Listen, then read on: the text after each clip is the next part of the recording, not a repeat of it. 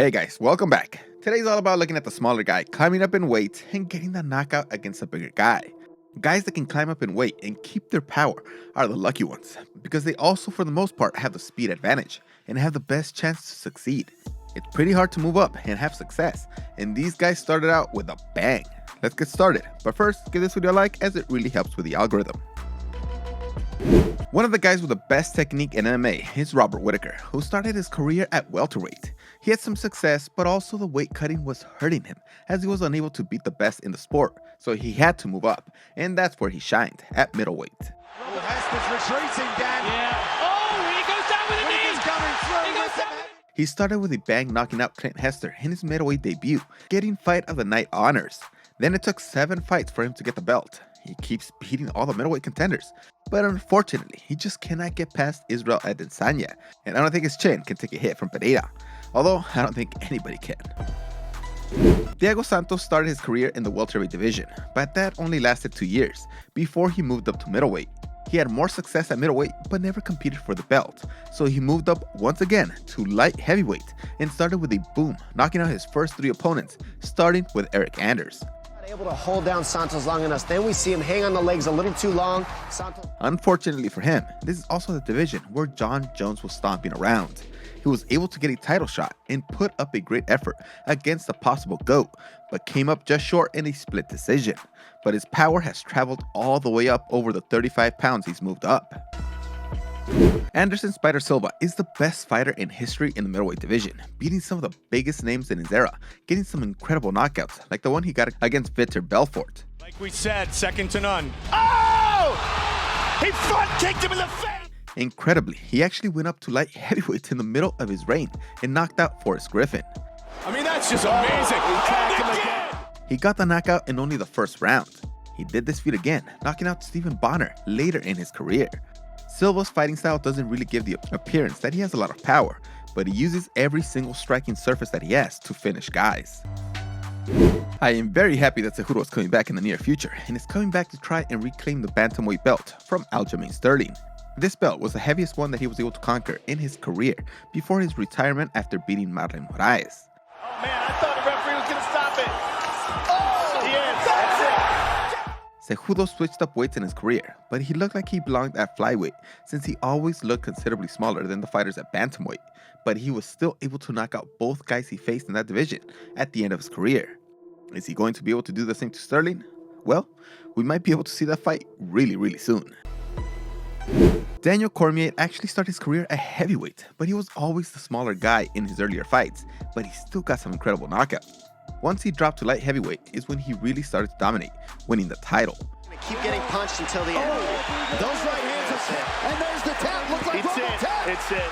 When he finally moved up to heavyweight again in the UFC, he was going up against the GOAT in Stipe Miocic, and he was able to get the 10th knockout of his career. Exactly what you gotta do. Oh, Unfortunately, the GOAT proved that he was the best and beat Cormier twice after this, but Cormier managed to become another rare fighter to hold 2 titles at once. We of course have to include the first fighter to hold 2 belts at the same time, and that is Conor McGregor, who started his career at featherweight, but quickly moved up to lightweight. Incredibly though, he even went up to welterweight and won his second fight against Nate Diaz. 19 kicks. Oh, he hurt it again. It was after this incursion into welterweight, after he had already had the featherweight championship, that he decided to go to the weight in between these 2 divisions and took a shot at getting the lightweight title against Eddie Alvarez. Better here in this round though. Oh man, until that. Oh, he's done. McGregor has a truly privileged left hand, going up in weight and keeping that power. Sadly, this guy never defends his belts. Amanda Nunes started her career with a bit of an up and down in her record, losing 4 fights in her first 13, but then suddenly she won the bantamweight belt in 2016, and she hasn't released it, other than the minor hiccup against Juliana Peña. But in 2018, the biggest women's fight took place. The fight was between the quickly rising, possible new GOAT in Nunes, taking on the feared and avoided Chris Cyborg. Incredibly, Nunes was able to dismantle the most feared female fighter in history. Up to that point, she was the smaller fighter, but her power remained, or even got better as the fight was over in just 51 seconds. It was truly incredible to witness Nunes beat a fighter who had only lost once before in her career. BJ Penn was the ultimate yo-yo fighter in MMA. He fought anywhere from lightweight, around 155 pounds, all the way up to freaking light heavyweight at 205 pounds. He liked to move up and down like a girl on her knees. Incredibly, he even won the fight at light heavyweight against Renzo Gracie.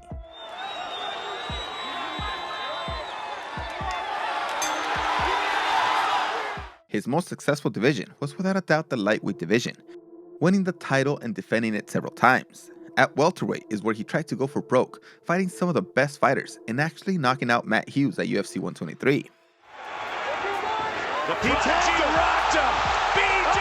He had just lost his belt to Frankie Edgar in the rematch as well. So he's like, hey, I lost my position as the best fighter in the lightweight division. So you know what? Let's just go up and win at a higher weight.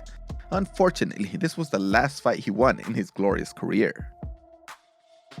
Joaquin Buckley is known for his impressive spinning back kick to knock out Impact Sanganay in 2020.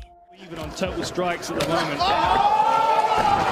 But before he got to this legendary status, he was fighting at the welterweight division and had only lost 2 of his first 10 total fights. So he naturally moved up to middleweight, where his first opponent would be Chris Harris, and he knocked him out quickly in the first round. Like we've seen before, continuing to move forward. Payment rendered. Throughout this fight, Buckley was never scared of Harris's bigger size and would trade toe-to-toe, really digging in with those punches. His most powerful punch was the uppercut, and that's exactly how he ended the fight. When they announced the winner is where you can really see the size difference. It's incredible that he won so decisively. Usually in boxing, moving up in weight is a lot easier and you can have a lot more success. In MMA, it gets pretty hard, but these guys prove that it's not impossible. And they did it with a freaking bang. Thanks for watching this video. I'll see you next time.